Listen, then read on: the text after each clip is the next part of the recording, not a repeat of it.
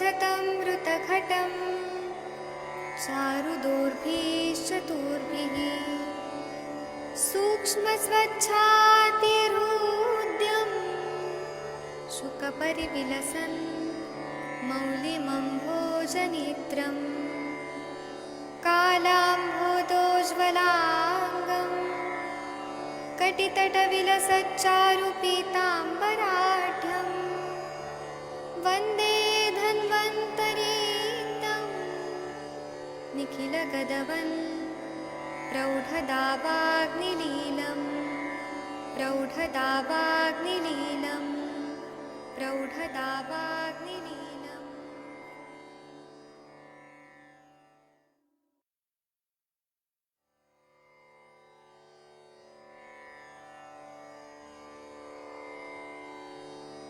ॐ नमामि धन्वन्तरिमादिदेवं सुरासुरैर्वन्दितपादपद्मं लोके जरारुभयमृत्युनाशनं दातारमीशं विविधौषधीनां शङ्खं चक्रं जलौकां दधतमृतघटं चारुदोर्भिश्चतुर्भिः सूक्ष्मस्वच्छातिरुद्यं शुकपरिविलसन् मौलिमम्भोजनेत्रं कालाम्भोदोज्ज्वलाङ्गं कटितटविलसच्चारुपीताम्बराढ्यं वन्दे धन्वन्तरीतं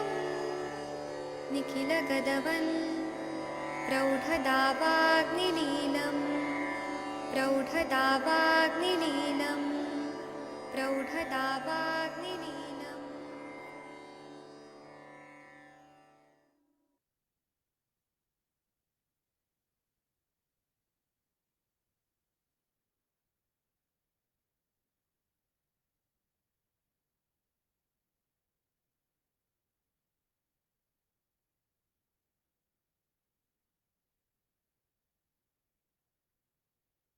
प्रणाम सभी लोगों को। मैं वैद्य अरविंद पाठक आप सभी लोगों का स्वागत करता हूं। हमारा जो शाम का सेशन होता है बहुत ही महत्वपूर्ण होता है, क्योंकि हम लोग यहाँ पर कुछ अलग अलग चीजें सीखते हैं। आज का जो विषय है वो फीमेल इनफर्टिलिटी में अगर पीसीओडी रहता है तो उसमें क्या क्या कर सकते हैं हम लोग, और अपना चिकित्सा को और सफल कैसे बनाएं, इससे रिलेटेड ही है। मैं सभी को प्रणाम करता हूँ। एक मिनट रुक जाइए, यहाँ कुछ गड़बड़ हो गया। हाँ, तो हमारा चिकित्सा जो है वह और कितना सफल हो उसका हम प्रयास करते हैं। कुछ ना कुछ नया नया चीजें करते रहना चाहिए, और आयुर्वेद में तो इतना खजाना है, इतनी सारी चीजें हैं जो हम कर सकते हैं। अभी जैसे कि अगर पीसीओडी है और कभी कभी क्या होता है कि ब्लीडिंग हो रहा है दो साइकिल के बीच में, तो यहाँ पे वायु जो है वो विषम गुण से बढ़ गया है। तो वहां पे हमें वात दुष्ट जो रजो दुष्टि है उसकी चिकित्सा करना चाहिए, या ग्रंथि रज का जो है आर्तव का ग्रंथि रज का जो है पाटा इंद्र त्रिकटु, इसका प्रयोग करने से बहुत अच्छा फायदा होता है। अगर हम लोग कुमारी आसव देते हैं तो कुमारी आसव से भेदन कर्म अच्छा होता है और वह ब्लीडिंग को इंक्रीज करता है। पीसीओडी में कभी कभी मेंसेस रुक जाता है, एमेनोरिया जैसा कंडीशन रहता है, तो कुमारी आसव देने से भेदन कार्य होता है और ब्लीडिंग ज्यादा बढ़ जाता है, आने लगता है। इसी तरह से अशोका रिश देते हैं, तो अशोका रिश जो अशोक है वो कषाय रसात्मक है, तो ये अग्नि को थोड़ा सा कम कर देता है, और यह रस धातु पे काम नहीं करता है जैसा हम लोग सोचते हैं, लेकिन ये गर्भाशय को बल देता है और मेंसेस को रेगुलेट कर देता है। अगर हैवी मेंसेस आ रहे हैं तब अशोका रिष्ट अच्छा रहता है कषाय रसात्मक होने की वजह से। लेकिन पीसीओडी में अमेनोरिया वगैरह है तो हम लोग इसको अवॉइड करते हैं, अशोका रिष्ट को नहीं देना चाहिए। जो डॉक्टर लोग आंख बंद करके कोई भी दवाइयां कभी भी देते हैं तो वह गलत है। हर दवाई का क्या रसवीर विपाक है, क्या प्रभाव है, क्या कर्म है, वो हमें देखना चाहिए। इसी तरह से जीरकाद्य रिष्ट अगर हम देखते हैं जो जीरा आदि से बनाया जाता है, तो जीरा में ऐसे गुण रहते हैं कि आर्तव जनन कार्य करता है, तो यह रस धातु पे जीरकाद्य रिष्ट काम करता है, और ये रज जो है आर्तव जो है इसको प्राकृत कर देता है, और यह गर्भाशय का शुद्धि भी करता है, और यह वातज रजोतुष्टि है उसको भी यह ठीक कर देता है। इसीलिए जीर्काद्य रिष्ट जो है, जीरा आदि से बनाया हुआ मार्केट में मिलता है, इसका प्रयोग अगर हम लोग करें तो पीसीओडी में मेंसेस अच्छा आता है, क्योंकि ये गर्भाशय की शुद्धि करता है। इसी तरह से अगर नागकेशर और मुस्ता का प्रयोग किया जाए, नागकेशर जो है वो गर्भाशय को स्टिमुलेशन देता है। और वो कामिनी मैडम भी, उनका भी रिसर्च है, कामिनी धीमान मैडम जो है, all India institute of Ayurveda new Delhi में है वो मैडम, तो उनका रिसर्च है, उनका थीसिस भी है। तो नागकेशर और मुस्ता, मुस्ता जो है वो गर्भाशय पे बहुत अच्छा काम करता है। इसी तरह से भारंगी और शुंठी, इसका भी प्रयोग अगर हम लोग करें तो ये क्या करता है कि एक उष्ण द्रव्य है, नागकेशर जैसे उष्ण है, मुस्ता शीत है, वैसे भारंगी शीत है, शुंठी उष्ण है। तो शीत उष्ण ये जो दवाइयां हैं, यह क्या करती हैं, जहां पर कफ बढ़ा हुआ है उसको कफ को शमन करेगा, पित्त बढ़ा हुआ है उसको पित्त को शमन करेगा। तो ये दोनों अगर देते हैं तो मेंसेस आने लगते हैं, महीना आने लगता है। पीरियड्स टाइम पर आने के लिए, रेगुलर रेगुलर आने के लिए नागकेशर प्लस मुस्ता दें या भारंगी और शुंठी दें, तो इससे बहुत अच्छा फायदा होता है। जिन लोगों को इरेगुलर मेंसेज आते हैं या डिलेड मेंसेज आते हैं, थोड़ा 40 दिन 45 दिन तक आ रहे हैं, उनके लिए भारंगी और शुंठी, नागकेशर और मुस्ता, ये दोनों कॉम्बिनेशन में दे सकते हैं। आप लोग द्रव्य गुण की किताब देखिए, तो उसमें जो भारंगी है वह भी गर्भाशय पे काम करता है, मुस्ता भी गर्भाशय पे काम करता है। क्लेद, क्योंकि मुस्ता अगर आप देखेंगे नागरमोथा, क्लेद में वो उत्पत्ति होती है, और वह मतलब गर्भाशय पे बहुत अच्छा उसका काम बताया गया है। नागकेशर भी स्टिमुलेशन देता है, और वह गर्भा और वर्णगन में भी नागकेशर बताया गया है। रस और रक्त का प्रसादन भी अच्छा करता है, रक्त की शुद्धि भी करता है। इसीलिए नागकेशर और मुस्ता, भारंगी और शुंठी इसका प्रयोग करना चाहिए। इसी तरह से अगर बॉडी में अम्लत्व ज्यादा बढ़ गया है या क्षारीयत्व बढ़ गया है, तो अम्ल धर्मी पित्त बढ़ा है या क्षार धर्मी पित्त बढ़ा हुआ है, इन सबको ध्यान में रखते हुए सारीवा और मंजिष्ठा का फांट अगर दे तो बहुत ही अच्छा फायदा होता है। सारीवा जो है, जिसको हम अनंता भी बोलते हैं, अनंत मूल, और मंजिष्ठा, इसका अगर हम गर्म पानी 1 गिलास करके उसमें फांट मिक्स करके दें, तो इससे क्या होगा कि यह रक्त का प्रसादन करता है, और यह हर तरह का इरेगुलर मेंसेस का जो प्रॉब्लम है उसको ये ठीक कर देता है। और इसमें भी द्रव्य देखे तो एक शीत वीर्यात्मक है, एक उष्ण है। तो जब हम ऐसे द्रव्य देते हैं, आहार में विरुद्ध चीजें नहीं होनी चाहिए, लेकिन मेडिसिन में जब हम ऐसा देते हैं कि एक उष्ण एक शीत, तो यह जाके बॉडी को बैलेंस कर देता है। अगर पित्त बढ़ा हुआ है तो पित्त को बैलेंस करेगा, कफ बढ़ा है तो कफ को बैलेंस करेगा। इस तरह से आचार्य लोगों ने सारिवा और मंजिष्ठा का फांट देने के लिए बोला है। तो इससे पांडु अगर है, खून की कमी है, त्वचा विकार है, और मेंसेस डिलेड हो रहा है, या पीसीओडी है, उन सब में बहुत अच्छा फायदा होता है। मैं जो भी बता रहा हूं ना, इसका आप लोग जरूर प्रयोग करिएगा, बहुत अच्छा फायदा होता है। इसी तरह से पॉलिसिस्टिक ओवेरियन डिजीज होता है, आजकल बढ़ रहा है बहुत ज्यादा, क्योंकि रात्रि जागरण हो रहा है, विरुद्ध अन्न का सेवन हो रहा है, जंक फूड बहुत ज्यादा खाया जा रहा है, और बहुत सारे पॉलिसिस्टिक ओवेरियन डिजीज ऐसे बढ़ रहा है बहुत सारा। तो अगर क्लेद बहुत ज्यादा है, मैं सारे आयुर्वेदिक टर्मिनोलॉजी बोल रहा हूँ, मेरा जो लेक्चर है वो शुद्ध आयुर्वेदिक चिकित्सक लोग के लिए है, बाकी लोगों के लिए नहीं है, केवल और केवल आयुर्वेदिक चिकित्सक लोग के लिए। इसलिए मैं जो भी बोल रहा हूँ वो टर्म्स जो है वो सारा शुद्ध आयुर्वेदिक शब्द बोल रहा हूँ। तो अगर पीसीओडी है और उसमें क्लेद की बहुत ज्यादा वृद्धि है, स्त्राव बहुत ज्यादा है, और श्वेत प्रदर है, मतलब लिकोरिया है, श्वेत प्रदर है, तो पीसीओडी, क्लेद, स्त्राव, श्वेत प्रदर, इसमें अशोका रिष्ट देने से बहुत अच्छा फायदा होता है, क्योंकि वह कषाय रसात्मक है और अग्नि को प्रदीप्त कर देता है, और यह बहुत ही अच्छी दवाई है। इसी तरह से अगर भूख की कमी है और पेशेंट बहुत क्रुश है, उसका यकृत भी उतना अच्छा काम नहीं कर रहा है, तो हमें कुमारी आसव का प्रयोग करना चाहिए। पीसीओडी में दो कंडीशन है, एक कफजन्य है जहां पे क्लेद है, स्त्राव है, श्वेत प्रदर है, तो अष्टोकारिष्ट। अगर भूख कम है, क्रुश पेशेंट है, अग्नि बढ़ाना है, तो कुमारी आसव। इसी तरह से अगर किसी को ब्रेस्ट में अगर टेंडरनेस है, हैवीनेस है, मेंसेस आने के पहले कभी कभी होता है कि ग्रंथियां बहुत सूज जाती हैं, बहुत पेन होने लगता है, तो वो लोग पूछते हैं कि हमें क्या करना चाहिए। ऐसे कंडीशन में जिरकाद्य रिष्ट जो है वह बहुत ही अच्छा फायदा करता है।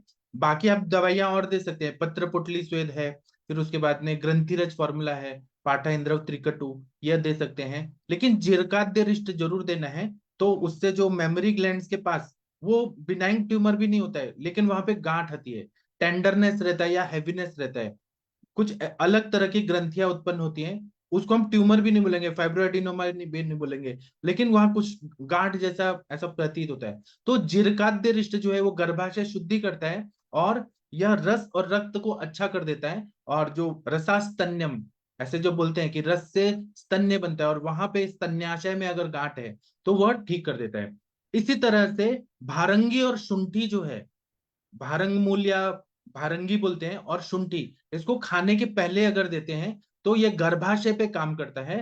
और इसको खाने के बाद देना चाहिए। अगर खाने के पहले दे तो गर्भाशय पे काम करेगा, और खाने के बाद अगर दे व्यान और उदान काल में, तो इस और इसके साथ में हम पाचक चूर्ण दे, तो ये क्या करता है कि मेंसेस को बहुत ही अच्छा करता है, रस धातु पे बहुत अच्छा काम करता है, और रेगुलर मेंसेस 5 दिन तक आने लगता है। 3 दिन तक खुल के आएगा, लेकिन 5 दिन तक और अच्छे से आएगा। इसी तरह से यह भारंगी और शुंठी जो है, यह हृदय के द्वारा पूरे शरीर में स्प्रेड हो जाता है, और जो रज बनता है वह बहुत ही अच्छा बनता है। और भारंगी और शुंठी देने से अनुलोमन कार्य जो है अपान वायु का, वह भी अच्छा होने लगता है।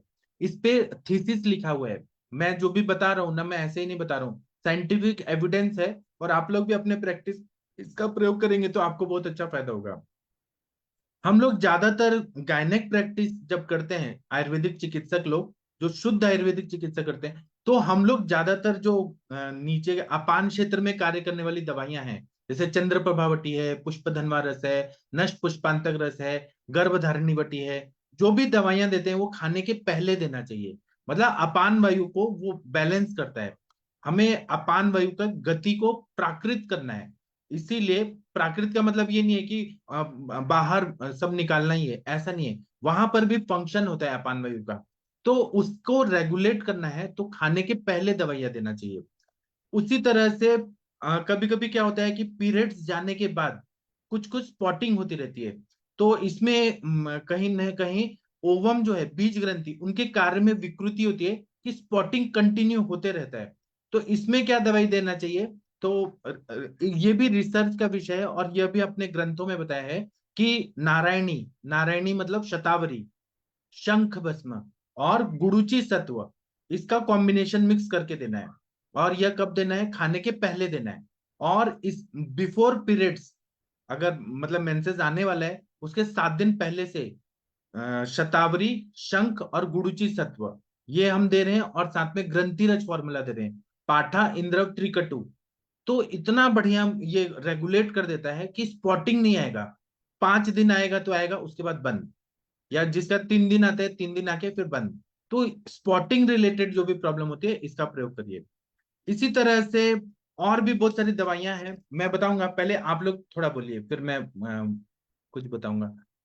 डॉक्टर कंचन मैडम, आप कुछ बताना चाहेंगी? आपका अनुभव से कुछ बताइए आप। प्रणाम सर, बहुत अच्छा टॉपिक है सर ये।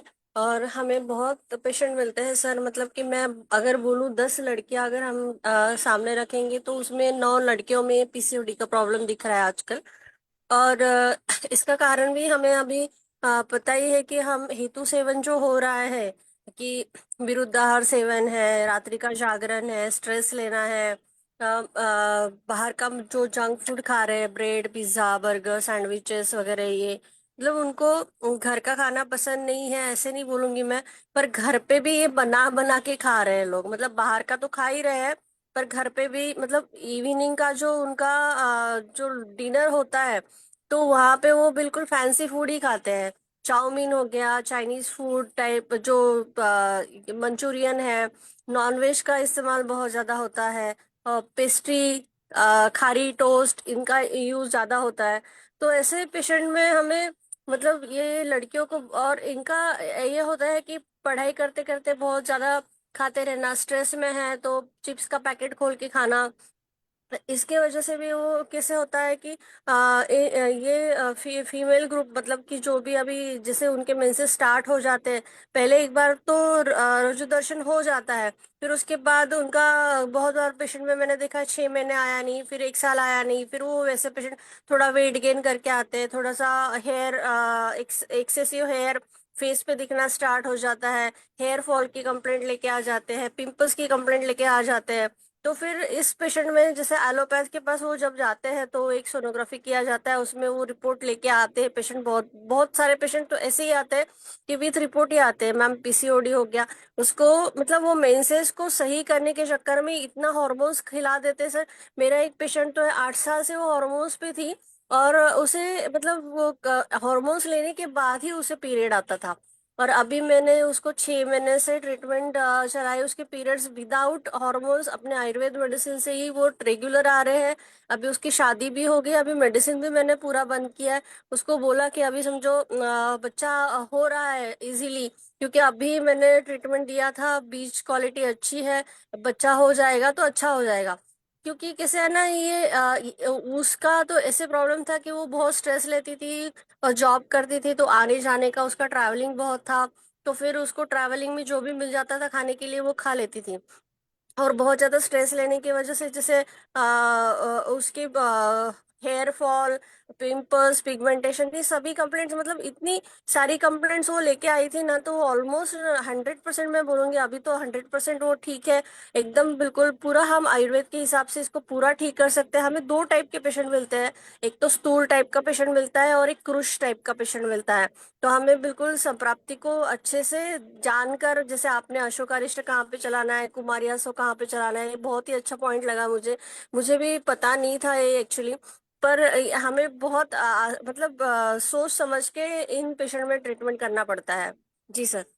आपने क्या दवाई दिया था ये बताया नहीं आपने। जी सर, मैंने उसको मेधावटी, श्री रसायनवटी, चंद्रप्रभावटी चलाया था। शिवलिंगी, पुत्रजीवक, गिरी मैंने दिया था, फलघृत दिया था। उसका लाइफस्टाइल पूरा चेंज कराया था सर, और प्राणायाम योगा वगैरह करके कपालभाति वगैरह करने के लिए बोला था। उसको फिर जैसे कि 45 डेज में आ रहे थे पहले पीरियड्स, तो वो भी रेगुलराइज करने थे। तो मैंने उसे फिर जो हम अजवाइन और गुड़ वाला और सूंठी मिक्स करके वो जो काढ़ा बनाते हैं, वो भी मैंने उसको बिफोर पीरियड्स के 7 दिन पहले से या फिर 5 दिन पहले से पिलाना स्टार्ट किया, तो उसके एकदम डेट टू डेट आना स्टार्ट हो गए। पहले तो मैंने उसको 45 डेज का ही साइकिल देखा, उसके 2-3 महीने वैसे ही रहने दिया। फिर उसको भी रेगुलराइज किया कि अभी तो मैंने उसको बोला कि अभी 7 डेज बिफोर भी नहीं लेना है, जब अगर ऐसे लगता है कि पीरियड्स आया ही नहीं है तभी उसको लेना है। अभी बिल्कुल एकदम नॉर्मल है, बिल्कुल लाइफस्टाइल एक्चुअली ना, मैंने जो खाना पीना उसका जो बंद किया ना, मेरे पेशेंट एक्चुअली मेरा सुनते भी है पता नहीं, पर वो पूरा 100% फॉलो करती है। हाँ, इसीलिए मुझे लगता है कि मुझे अच्छा रिजल्ट मिला, इतनी सिंपल सिंपल मेडिसिन में भी बहुत अच्छा रिजल्ट मिला सर मुझे। सिंपल मेडिसिन नहीं है, इसमें युक्ति आपका बहुत अच्छा है। और आपने कितना अच्छा बात बताया कि बिना हॉर्मोन्स लिए आ रहे हैं। मतलब जी आपने सर। संप्राप्ति भी भंग की, अग्नि भी अच्छा किया, रज धातु अच्छा किया, रज किया, रस किया, रक्त किया। आपने पूरा सिस्टमेटिक कर लिया। तो ये सिंपल चीज नहीं है, बहुत बड़ी चीज है। युक्ति कहाँ पर प्रयोग करना है वो आपने बहुत अच्छे से किया। प्राउड ऑफ जी, you ma'am, Kanchan ma'am. Thank you, thank you, thank you sir. अब क्या होता है कि कभी कभी हमारे पास ऐसे पेशेंट आते हैं कि डिसमेनोरिया बहुत ज्यादा होता है। डिसमेनोरिया मतलब मेंसेस आने के टाइम पे पेन बहुत ज्यादा हो रहा है, या योनि शूल हो रहा है, वजाइनल पेन हो रहा है, वातला योनि व्यापत है, उदावरता योनि व्यापत है, या कभी हाइपोप्लास्टिक यूट्रस है। तो इसमें मतलब यूट्रस का साइज बहुत छोटा है। मेंसेस आ रहे हैं लेकिन वो साइज छोटा है, और लेकिन ब्लीडिंग हो रहा है। मेंसेस आ रहे हैं लेकिन वो साइज छोटा है, कंसीव नहीं कर पा रही है। ऐसे में हम एक कुछ प्रोटोकॉल बनाए हैं अपने ग्रंथों को अभ्यास करके, वो मैं बता रहा हूँ। तो जब भी रजस वाला टाइम होता है, मेंसेस आने का टाइम होता है, तो उसमें गर्भाशय को शुद्ध करने वाली दवाइयां देनी चाहिए। फॉर एग्जाम्पल, जहां जरूरत पड़ रहा है वहां पे रजब प्रवर्तनी वटी दे दें, और जितने दिन आ रहे उतने दिन ही देना है, बाकी नहीं देना है। और हम लोग उसमें और क्या दे सकते हैं गर्भाशय को शुद्ध करने के लिए? तो देवदारवा रिष्ट, कार्पास मुलासव, दशमूला रिष्ट, ये गर्भाशय, जिरकाद्य रिष्ट, ये भी कब कब देना है ये भी मैं अभी बताऊंगा थोड़ी देर बाद। तो यह गर्भाशय की शुद्धि करता है। यह रजत वाला पीरियड में ही करना है, बाकी टाइम पे देने की जरूरत नहीं है। जब ऋतु काल होता है, मतलब मेंसेस बंद होने के बाद जब ये शुरू होता है कफ का काल, जब मतलब ओवल्यूशन तक जो का उस टाइम का जो टाइम रहता है, उस टाइम पे नारायणी घृत या शतावरी घृत दें, फल घृत दें, शतावरी कल्प दें, नत्स्य दें और शिरोधारा दें। शिरोधारा इसलिए देना है कि वो मन को शांत करता है और हार्मोन्स को बैलेंस करता है। तो ऋतु काल में शतावरी घृत, फल घृत या शतावरी कल्प और नस्य और शिरोधारा, एक तरह से ये कफ का काल होता है। फिर उसके बाद में ऋतु व्यतीत काल जो होता है, मतलब मेंसेस आने के पहले, ओवल्यूशन के बाद, उसमें हम लोग प्रजास्थापन गण की बस्ती दें, प्रजास्थापन गण की बस्ती, या सहचरादि यापना बस्ती दें, या मुस्तादि यापन बस्ती दें, या गोक्षुरादि यापन बस्ती दें, या अ, अ- अनंतादि यापना बस्ती। ऐसे बहुत सारे यापना बस्ती बताए हैं अपने ग्रंथों में, उनका हम लोग प्रयोग करें तो बहुत ही अच्छा फायदा होता है। इसी तरह से मानस फैक्टर जो रहते हैं, मन पे काम करने वाले जो, हमें मन का देखना चाहिए कि यहाँ पे कहीं ना कहीं मन जो है वह मन की दुष्टि हुई रहती है, डिप्रेशन रहता है, स्ट्रेस रहता है, एंजाइटी रहता है। तो मानस फैक्टर को देखते हुए हमें महाकल्याण घृत, स्मृति सागर रस, मानस मित्र गुटिका या फिर सारस्वतारिष्ट, ऐसे कुछ द्रव्य दे देना है, शिरोधारा करना है। तो उसका इफेक्ट माइंड पे भी पड़ता है, हॉर्मोन्स पे भी पड़ता है, और जो एचपीओ जो एक्सिस रहता है, हाइपोथैलेमिक पिट्यूटरी ओवेरियन एक्सिस, उसको वो रेगुलेट कर देता है अगर हमने मन पे काम किया तो मानस फैक्टर को जरूर ध्यान में रखना है। कभी कभी हमारे पास ऐसे पेशेंट आते हैं कि इनफर्टिलिटी है ड्यू टू रेट्रोवर्टेड यूट्रस। तो इसमें हमें क्या करना है कि पहले तो रजो विकृति है क्या, वात से, पित्त से, कफ से, सन्निपात से, वो देखना है। अगर है तो हमें रजस्त्राव जो है उसको नॉर्मलाइज करना है। मतलब वात का है तो वातज रजो दुष्टि के जो चिकित्सा है वो देना है, पित्तज है तो पित्त वाले देने हैं, कफ है तो कफज, इस तरह से देना है। और अनुवासन बस्ती, मात्रा बस्ती के रूप में हमें पूरा कोर्स करना है, कंटिन्यू देते रहना है। तो जो रेट्रोवर्टेड यूट्रस है जबकि एंटीवर्टेड होना चाहिए, तो वह अपने प्राकृत अवस्था में आ जाता है। रेट्रोवर्जन है मतलब वो कहीं ना कहीं वायु की विकृति है, उसको हमें ध्यान में रखना चाहिए। इसी तरह से अनार्तव है, कभी कभी ना एमेनोरिया है या ओलिगोमेनोरिया है, ओलिगो मतलब बहुत कम मात्रा में आ रहा है, ओलिगोमेन स्कैंटी मेंसेस आ रहे हैं या इररेगुलर मेंसेस होते हैं, और ये कॉमन है। मतलब आजकल ना 90% से ज्यादा लोगों को ये प्रॉब्लम हो रही है कि एमेनोरिया हो रहा है, ओलिगोमेनोरिया हो रहा है, इररेगुलर हो रहा है, ये हो रहा है, सब हो रहा है। तो हमें पहले तो ये देखना है कि पांडु रोग है कि नहीं।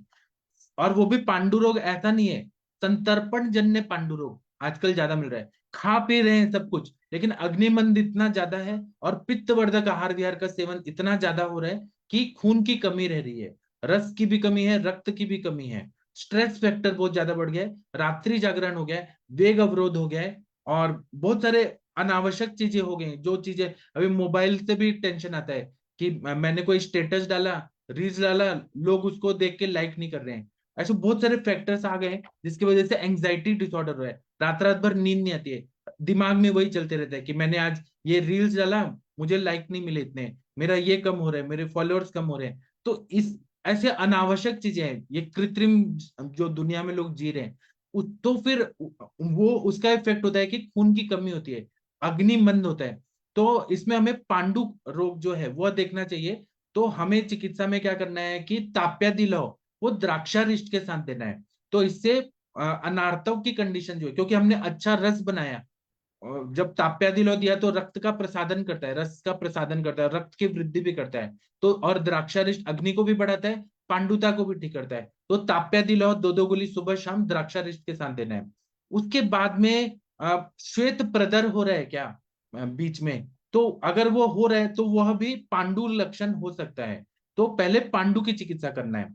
कभी कभी प्रदर की कंडीशन होती है कि हैवी मेंसेस हो रहे हैं, तो उसमें कुटज परपट्टी दे सकते हैं तंडुलोदक के साथ। तंडुलोदक मतलब चावल को धो के, एक मुट्ठी चावल को पानी में भिगो के रख दिया, और वह पानी को छान के और वो पानी को मिश्री के साथ पीने के लिए दिया। पतरंगासव जो है वह प्रदर में बहुत अच्छा काम करता है। त्रिफला या पंचवल्कल क्वाथ से योनि धावन करें लोकली तो बहुत अच्छा फायदा हो जाता है।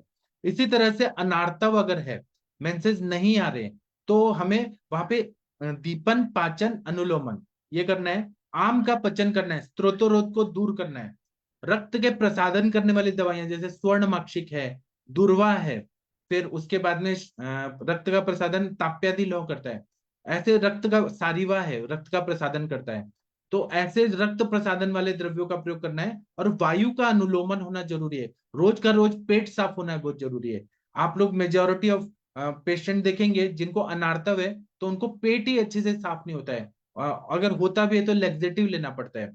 फिर पाचन के लिए और तो दवाइयां हैं, लेकिन आप लोग अगर नागकेशर और मुस्ता का प्रयोग अगर करें तो वह पाचन बहुत ही अच्छा कर देता है। रक्त का प्रसादन करना है तो सारीवा और मंजिष्ठा खाना खाने के बाद व्यानोदान काल में देना है, रक्त का प्रसादन करना है तो। और वात का अनुलोमन करना है तो हरितकी का चूर्ण दे दें, या फिर एरंड तेल दे दें, या फिर कोई भी अनुलोमन करने वाले, या मनुका को दे दें। कोष्ठ के हिसाब से हम लोग डिसाइड करके दे सकते हैं। अब अनार्तव अगर है, मतलब एमेनोरिया है, तो बहुत सारे लोग ना प्रिस्क्रिप्शन में लिख देते हैं रजा प्रवर्तनी वटी, जबकि हर बार ये रजा प्रवर्तनी वटी नहीं देना चाहिए। अगर अनार्तव है या ओलिगो मेनोरिया है, मतलब बहुत कम आ रहा है और आपने रजा प्रवर्तनी वटी दिया, तो वह क्या करेगा? या फिर पांडुता है, खून की कमी है, रस और रक्त कम है शरीर में, और आपने रजा प्रवर्तनी वटी से फोर्सफुली किया, तो उल्टा पित्त का प्रकोप बढ़ जाएगा। तो उससे एक्सेसिव पित्त होके रैशेस आने लगेंगे, पिंपल्स आने लगेंगे, मुंह में छाले पड़ने लगेंगे। और कुछ लोग तो 3-3 महीने कंटिन्यू देते हैं रज प्रवर्तनी वटी। ये गलत है। उसमें हमें क्या करना है कि अनार्तव है और पांडुता है तो हमें रस धातु पे काम करना है। उसमें रस पाचक, रक्त पाचक, आम पाचक वटी, आरोग्यवर्धन वटी, मतलब दीपन पाचन करके और रस धातु, रक्त धातु को अच्छा करना है। रक्त का वर्धन करने वाली दवाइयां देनी है, तब मेंसेस अच्छे से। या कभी कभी स्नेहन की कमी हो जाती है, ड्राइनेस इन द वजाइना या यूट्रस, ड्राइनेस बहुत ज्यादा, रुक्षता इतनी ज्यादा बढ़ती है, तो हमें स्नेहन करना बहुत जरूरी होता है। उसमें दाढ़ी मादी घृत दें, स्नेहन करते जाएंगे तो बहुत अच्छा फायदा होगा। अगर कभी कभी मेंसेस टाइम पे नहीं आ रहे, ये भी बहुत सारी प्रॉब्लम रहती है।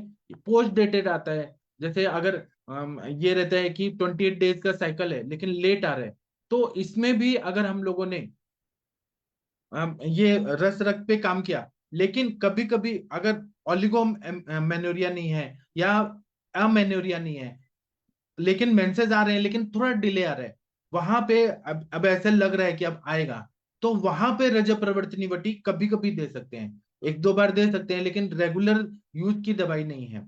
इसी तरह से मेंसेस लाने के लिए, आर्तव जनन के लिए हमारे आचार्यों ने जो तिल होता है, काला तिल, उसका क्वाथ बना के और गुड़ के साथ पीने के लिए बोला है। वो आर्तव की उत्पत्ति करता है बहुत ज्यादा। मतलब जो एंडोमेट्रियम लाइनिंग है ना, उसमें आर्तव इतना अच्छे से बनने लगता है। तिल का काढ़ा और गुड़ के साथ सुबह शाम देना चाहिए, बहुत ही अच्छा फायदा होता है। इसी तरह से पीसीओडी अगर रहे, तो उसमें पीसीओडी का कारण हमारे सर ने ऐसा बताया, एनालिसिस किया है कि जो लोग एनाल्जेसिक खाते हैं, non steroidal anti inflammatory drug जैसे कॉम्बिफ्लिम, पैरासिटामोल, क्रोसिन, ब्रूफेन, वोवेरॉन, जो लोग एनाल्जेसिक दवाइयां खाते हैं, सर दर्द हुआ डिस्प्रिन खा रहे हैं, ये सब non steroidal anti inflammatory drug, pain killer जो लोग खाते हैं, उनको पीसीओडी होने के चांसेस ज्यादा बढ़ जाते हैं। या फिर घर में कुत्ता और बिल्ली है, पेट्स है ना, तो उसके जो बाल हैं, जो कुत्तों के साथ खेलने का शौक अभी हो गया है, जबकि हमारे धर्मशास्त्र बोलते हैं कि ये कुत्ते जो है ना, मतलब ऐसे घृणा की बात नहीं है, वो श्वान है, उसको दूर रखना चाहिए, घर में नहीं आने देना चाहिए। लेकिन लोगों को आदत हो गई है कि लड़कियां जो हैं वो कुत्ते के साथ सोती हैं, तो कहीं ना कहीं उनका जो दुष्टि है उनका, वो सब जाता है, और उससे पीसीओडी, पॉलीसिस्टिक ओवेरियन डिजीज बढ़ रहा है। तो इस पे भी ये दो हेतुओं पे काम करना चाहिए। मैं ऐसा नहीं बोल रहा हूँ कि पेट लवर्स नहीं होना चाहिए, लेकिन जो साथ में खा रहे हैं, साथ में सो रहे हैं, वो कहीं पर भी पॉटी कर रहे हैं, अगर वो पॉटी बाहर भी कर रहे हैं, लेकिन जो संपर्क है उसके छोटे छोटे जो बालों से जो भी विष जा रहा है बॉडी में, और उससे पीसीओडी हो रहा है, तो यह हेतु जरूर देखना चाहिए। पेट्स, बिल्ली को लोग पालते हैं, खरगोश को पालते हैं, कुत्ते कुत्तियों को पालते हैं, मतलब मैं किसी का विरोध नहीं कर रहा हूँ, बस मैं चिकित्सा के पर्पज से बता रहा हूँ कि इन हेतुओं को बंद कराना चाहिए। दूसरा क्या है कि अगर इरेगुलर मेंसेस होता है या पीसीओडी होता है, एमेनोरिया होता है, तो जो रज है वो अगर स्त्रोतोरोध की वजह से बाहर नहीं निकल पा रहा है, वह ऊर्ध्वगामी होता है और पूरे शरीर में वो वेट गेन करता है। आप लोगों ने देखा होगा पीसीओडी की जो पेशेंट होती है दो तरह की होती है, संतर्पण जन्य या अपतर्पण जन्य, स्थूल होती है या कृश होती है। तो स्थूलता अगर बढ़ रही है, मोटापा बढ़ रहा है, वेट गेन हो रहा है और शुद्धा मांद्य हो रहा है, भूख लग रही है लेकिन वो मेद की अग्नि इतनी प्रदीप्त है कि वो मेद केवल बढ़ रहा है और धातुओं का पोषण नहीं हो रहा है, कभी कभी 2.5-2.5 महीने नहीं आता है, कभी कभी 2-2 साल तक मेंसेस नहीं आ रहा है पीसीओडी में, तो इसमें हमें आरोग्यवर्धिनी वटी का प्रयोग करना चाहिए। मोटापा अगर ज्यादा है तो गोमूत्र हरितकी का प्रयोग करना चाहिए गर्म पानी के साथ, और आरोग्यवर्धिनी वटी को खाने के पहले देना चाहिए, अपान वायु के उस पे काम करना है। शंखवटी देना चाहिए, नींबू अदरक, नींबू का रस, अदरक का रस और मधु के साथ शंखवटी देना चाहिए, दीपन पाचन कार्य होता है। और आम पाचक काढ़ा या आम पाचक वटी ऐसे कुछ दे दें। इसके साथ में वेट लॉस करने के लिए हम लोग लेखनीय गण के काढ़ा का बस्ती देते हैं, लेखनीय गण पीने के लिए देते हैं, और सहचरादि तेल का मात्रा बस्ती देते हैं, या मेदो और गुगुल। हाँ, और मोटापा है और पीसीओडी है, मोटापा और पीसीओडी है तो त्रिउष्णादि लौह करके, त्रिउष्ण मतलब त्रिकटु, और उससे बना हुआ त्रिउष्णादि लौह देते हैं, ये इसमें बताया मेदो रोगाधिकार में बताया है, और ये मार्केट में अवेलेबल है। त्रिउष्णादि लौह, नवक गुगुल, विडंगादि लौह, चंद्र प्रभावटी, आरोग्यवर्धिनी वटी। इससे फिर वेट लॉस होता है, खाने का डाइट दे दें और एक्सरसाइज वगैरह कराएं तो इससे वेट लॉस होगा, पीसीओडी भी ठीक हो जाएगा। अगर अनियमित आर्तव प्रवृत्ति है तो उसको रेगुलेट करने के लिए रौप्य भस्म जो है वो बहुत ही अच्छा काम करता है। इसी तरह से हमारे सर बोलते हैं कि हर पुरुषों को आप वृक्ष योग जो बताया है, जिसमें शतावरी है, कपि कच्चू का बीज का चूर्ण है, विदारी है, फिर शुंठी है, जो वृक्ष योग है वह सभी मेल पेशेंट को देना चाहिए। लेकिन और हर फीमेल पेशेंट को आप ये जो नारायणी मतलब शतावरी, शंख भस्म और गुडुचि सत्व, ये हर लेडी को देना चाहिए, मतलब और ग्रंथिरज फॉर्मूला हर लेडी को देना चाहिए। नॉर्मल वो है तब भी आपको देना ही चाहिए। इससे क्या होगा कि मेंसेस रेगुलेट हो जाएंगे, जितना मेंसेस साइकिल अच्छा रहेगा उतना त्वचा में सौंदर्य रहता है, मतलब ग्लो रहता है, चार्मिंग फेस रहता है। अगर मेंसेस इरेगुलर रहते हैं, रज की दुष्टि रहती है, तो वो चेहरे पे एक्ने होगा, व्यंग होगा, जिसको हम वांग बोलते हैं वह होगा, या चेहरा खराब हो जाएगा, शरीर में दुष्टि होती है। हर महीने वो साफ होना चाहिए, प्रकृति ने ऐसा बनाया है कि वो साफ होना चाहिए। जितना वो साइकिल अच्छा होगा उतने हॉर्मोन्स अच्छे रहेंगे और स्वास्थ्य अच्छा रहेगा। अभी आप लोग कुछ बोलिए फिर मैं बोलता हूँ। मैं एक ही कंटिन्यू बोलूंगा तो फिर वो कंफ्यूजन होगा। वीना मैम आप कुछ बोलना चाहेंगी? डॉक्टर वीना मैडम आप कुछ बोलना चाहेंगी तो बोल सकती हैं प्लीज। हाँ सर। मैं पूरा लेक्चर नहीं सुन सक रही हूँ, मगर पेशेंट आते रहते हैं उसकी वजह से सर। मगर बहुत अच्छा चल रहा है सर, कितना सुंदर लेक्चर हो रहा है सर। प्राउड जी ऑफ यू सर, कितना बढ़िया है सर। हाँ, क्या है ना, ये छोटी छोटी बातें हैं ना, ये अगर हम अपने कोई नहीं प्रैक्टिस में, बताएगा। कोई नहीं बताता है, अगर हम ये नहीं सर प्रैक्टिस में बताए। दें ना तो सबका प्रैक्टिस अच्छा चलेगा, सब पेशेंट ठीक हो जाएंगे। जी। हमें और गर्व गर्व आता है सर आपके ऊपर। Thank you thank you thank you. बिल्कुल बिल्कुल अच्छा जी लेक्चर है। जी। अभी हमारे पास इरेगुलर मेंसेस आ रहे हैं या ओलिगोमेनोरिया हो रहा है, ओलिगोमेनोरिया मतलब स्कैंटी मेंसेस, कम मात्रा में अगर आ रहे हैं, आप देखेंगे ना, रिसर्च करेंगे तो आपको पता चलेगा कि मेंसेस आ रहे हैं लेकिन 3 दिन 2 दिन 1 दिन आ रहे हैं और बहुत कम आ रहे हैं, ओलिगोमेन्यूरिया इसको बोलते हैं। या इरेगुलर आ रहे हैं, टाइम टू टाइम नहीं आ रहे हैं।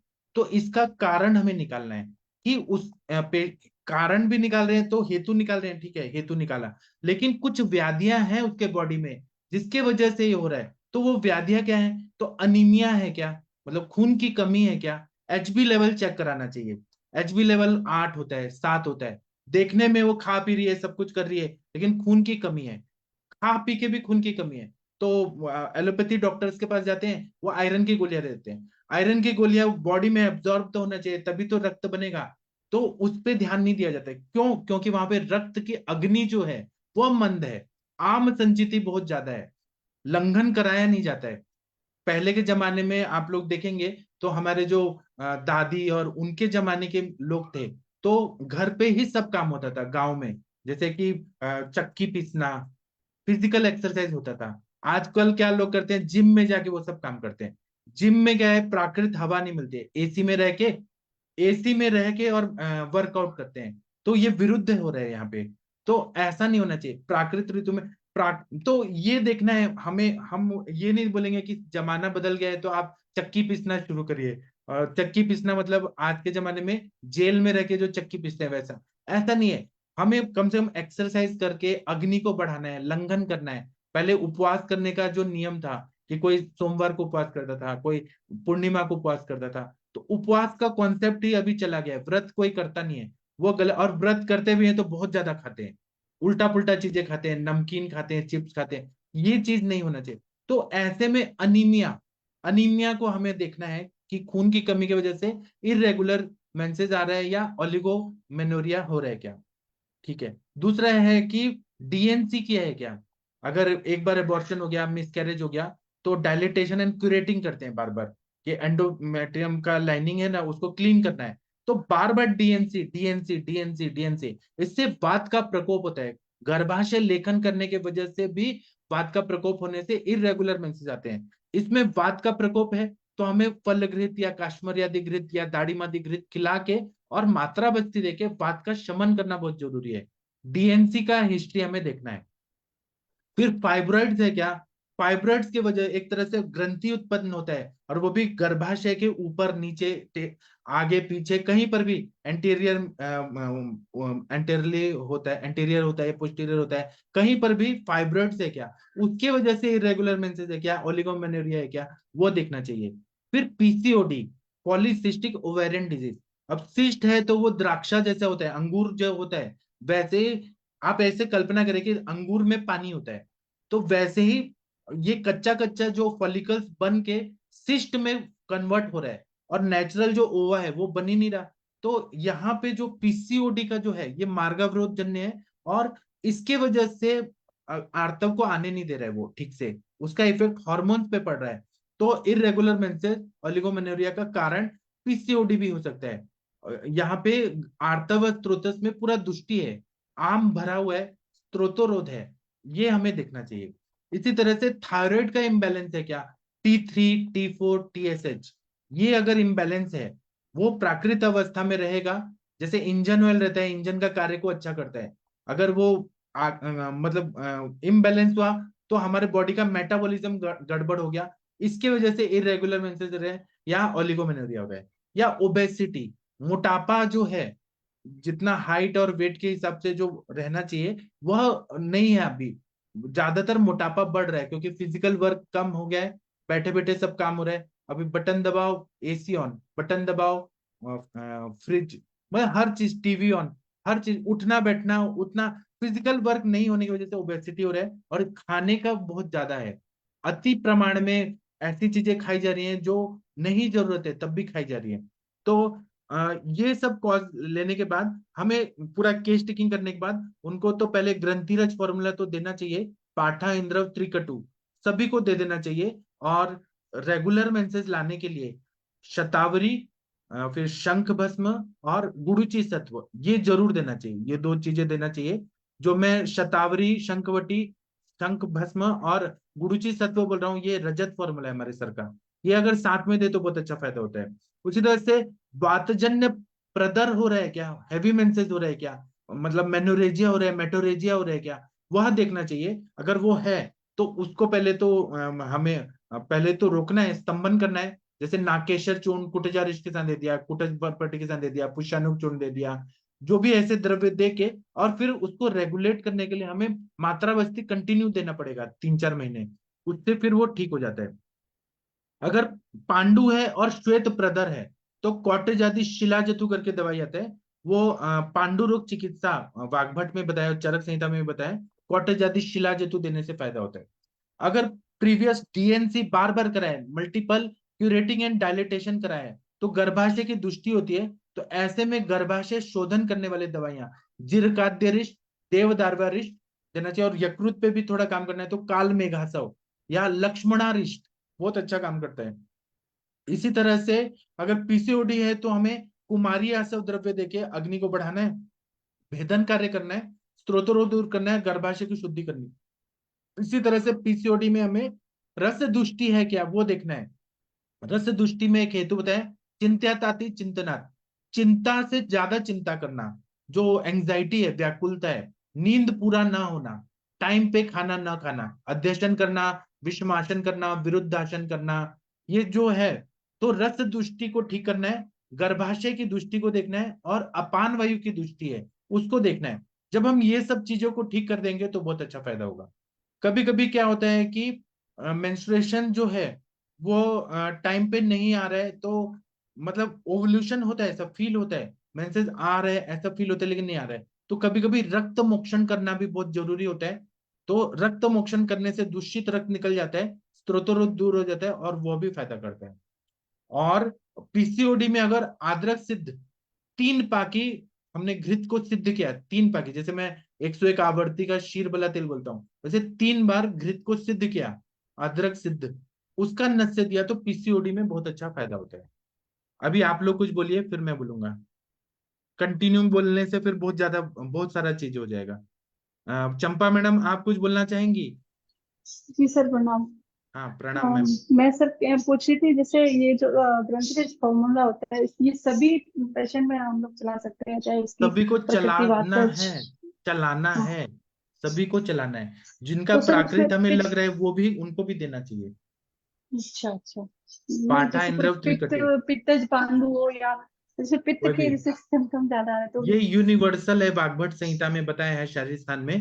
हाँ, आजकल सभी को ये ग्रंथिरज जो मेंसेज है ना वो खुल के अच्छा नहीं आता, जो जो बोला है ना प्राकृत आर्तव शास्त्र प्रतिमम यदा लाक्षारसोपमम, उस तरह का आ ही नहीं रहा है।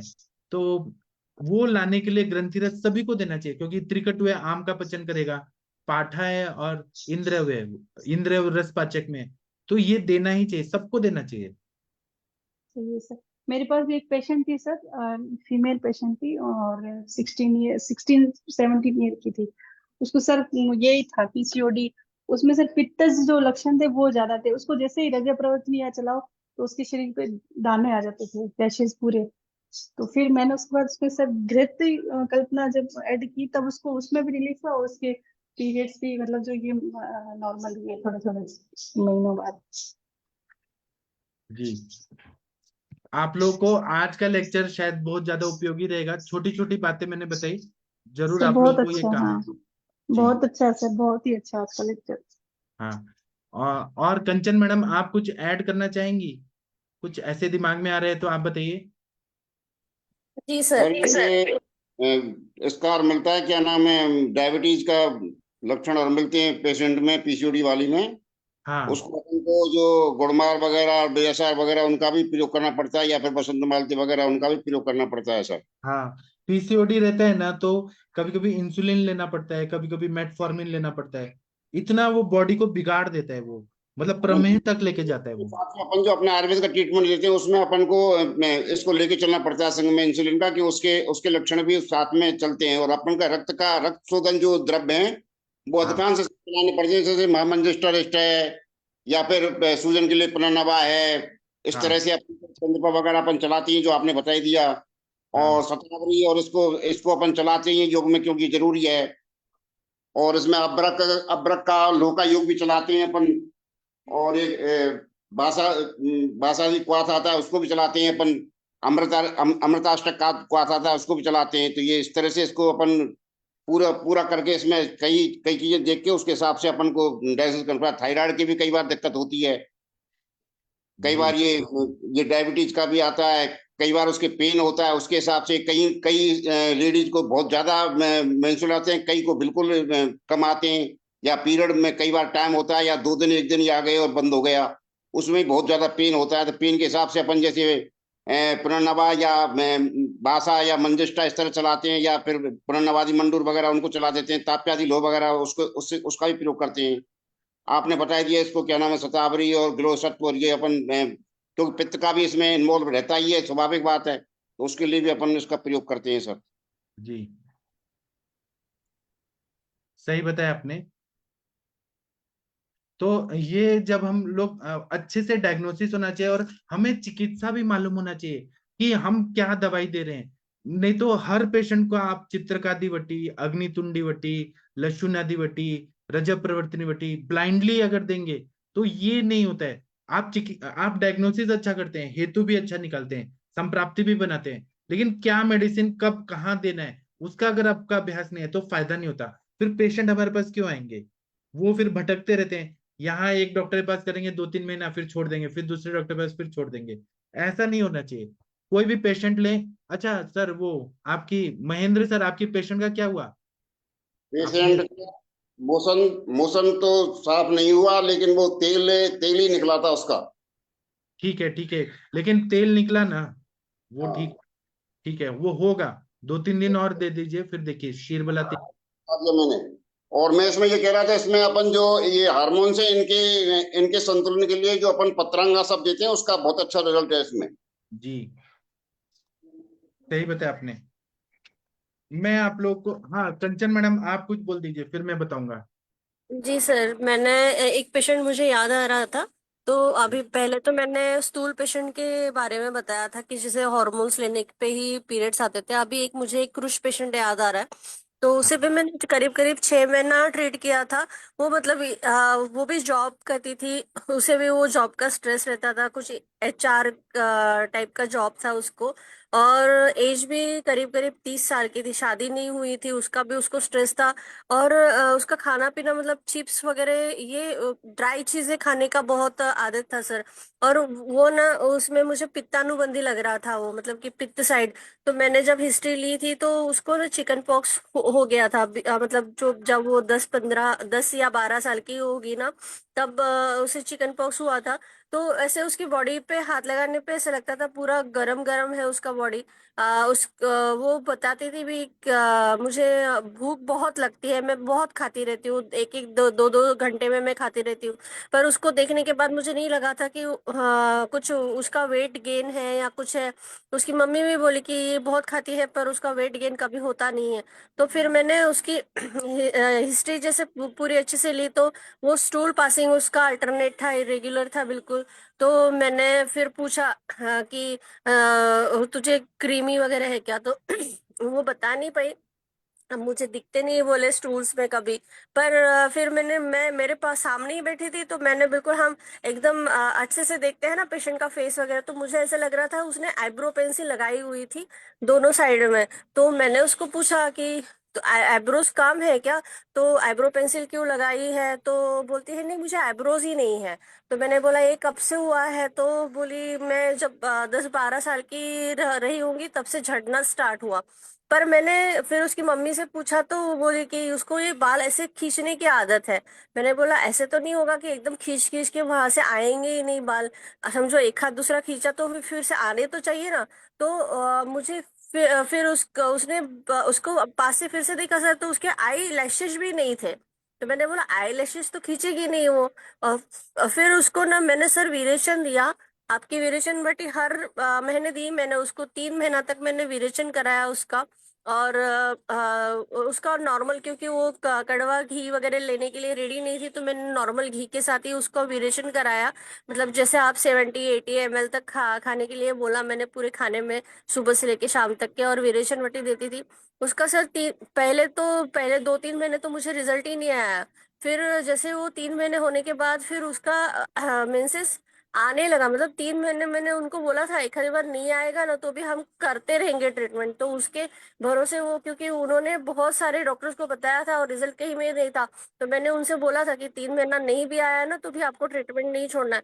तो पेशेंट ने बिल्कुल एकदम मैंने जो बोला वो फॉलो भी किया। और उसे सर फिर बाद में 3 महीने के बाद जैसे मेंसेस आया उसको एकदम खुल के आए। मैंने एक्चुअली उसको ना कृमि की चिकित्सा पहले स्टार्ट की, फिर बाद में उसको हमारी जो नॉर्मल मेडिसिन है, स्त्री रसायन, चंद्रप्रभावटी, ये सब बाद में मैंने ऐड किया। तो अभी उसकी मम्मी खुद उसकी ट्रीटमेंट के लिए अभी 15 दिन पहले मेरे पास आई, दिवाली के पहले। तो उसको जस्ट मैंने पूछा ट्रीटमेंट इसने खुद होके बंद किया कि क्या नहीं बोले। फिर आपका ट्रीटमेंट लेने के बाद उसके मेंसेस एकदम रेगुलर आना स्टार्ट। मैंने बोला तो मुझे बताया भी नहीं आपने उसके रेगुलर आ रहे। नहीं बोले वो ठीक हो गई। तो फिर मैंने सोचा ही नहीं आपको बताना। तो तब जाके मुझे पता चला कि वो पूरी ठीक हो गई सर। अभी बिल्कुल एकदम नॉर्मल पीरियड्स आते हैं उसके। बस उसके अभी भी आईब्रोज नहीं आई। तो मैंने उनको बोला था कि उसके लिए उसको लेके आओ। एटलीस्ट मैं उसके लिए भी कुछ, क्योंकि उसको रोज ही मतलब तो ऑफिस जाना है फिर तो वहां पे ऐसे सिरा वेद या प्रच्छान तो करेंगे तो आ जाएंगे। हाँ, मैंने उसको बोला भी था कि मैं वहां पे प्रिक करके दूंगी आपको नीडल से। तो वो आ जाएंगे, पर वो आई नहीं सर। अभी पर अभी यहाँ पे शायद अगध अगध द्रव्यों का भी प्रयोग करने से आता है, मतलब कहीं ना कहीं अगध द्रव्य विष भी गया है, इसीलिए वो आईब्रोज गए। जी सर। और हाँ मैंने आपसे अभी चार मतलब दिवाली के पहले एक छोटी बच्ची के बारे में बोला था ना। आपने मुझे बताया था कि वो रूमेटिज्म में लैंड अप होगी, शायद फीवर था उसको। हाँ। 1-2 महीने से सर उसको अभी जाके वो एलोपैथ ने उनको रूमेटिज्म का डायग्नोसिस दिया। और उसके ना लिम्फोसाइट्स ना थोड़े लार्ज साइज में आए। और न्यूट्रोफिल्स काफी रेज्ड हो चुके हैं। तो उन्होंने अभी उसका आज बोन मैरो भी कर डाला सर। कर दिया, लेकिन तब भी वो बीमार ही रहेगी, क्योंकि हाँ सर, आम वो आई इतना नहीं। ज्यादा है आई प्रोतोरोधक। नहीं, उनको विश्वास ही नहीं हुआ मेरे पे। कोई बात नहीं, लेकिन आपने जो कृमि रिलेटेड जो बातें बताई वो बहुत जरूरी है, इसीलिए डिस्कशन होना चाहिए। बहुत सारे वैद्य लोगों को ये सीखने को मिला, आपने बहुत अच्छा बताया। जी सर। ठीक है, थैंक यू मैम। तो अभी मैं सेशन बंद करता हूँ, अब हम लोग 9 बजे मिलेंगे। थैंक यू, प्रणाम सभी लोगों को, फिर मिलते हैं। Thank you.